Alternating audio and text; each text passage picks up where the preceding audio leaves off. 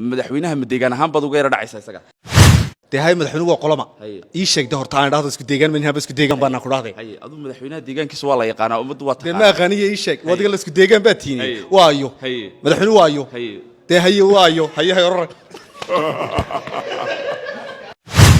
laakiin waxaan jeclaa su'aasha inagoo lagu weynaa inaad weydiiso waad xiiq lahayd waad iga hadhi lahayd cabdiqani isku filan jaanis balwato la isku filan saaxiibayaal halkan waxa igula sugan jilaaga caanka cabdiqani isku filan maanta bogaygaad ku casuuman tahay iyo asxaabteeda u casuumantay soo dhawow salaadiina waa lagu jiraa bal soo koob maxaad doonaysaa waxaan doonayaa inaan su'aal ku weydiiyo ay weydii waay kanoniga ilaali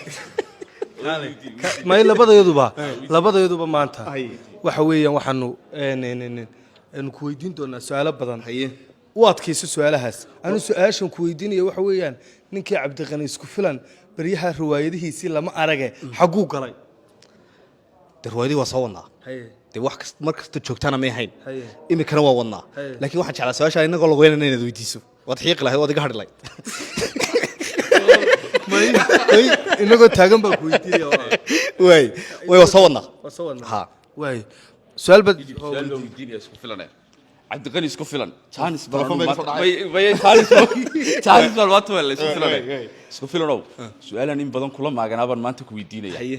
isku filan inta badan waxa la yiraahdaa majaajilooyinkiisa iyo riwaayadihiisu mucaaradka dhinacoodun bay quseeyaan dhinaca xukuumiga wax majaajila uu ka sameeyo ma jirto waxa la leeyahay isku filan ma deegaan ahaan buu dhinaca xukuumadda uga yara dhacaya arinta maxaa ka jira xukuumadda waa qolama waa xukuumadda wad ogtay xukuumaddu cid tahay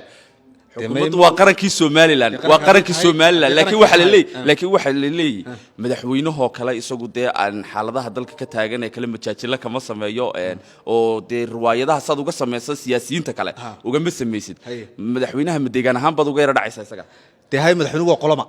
ii sheegday horta aan dhahdo isku deegaan ma isku deegaan baan ku dhahday adu madaxweynaha deegaankiisa waa la yaqaan umadu waa ma aqaaniye ii sheeg wadiga la isku deegaan baa tiinay waayo madaxweynuhu waayo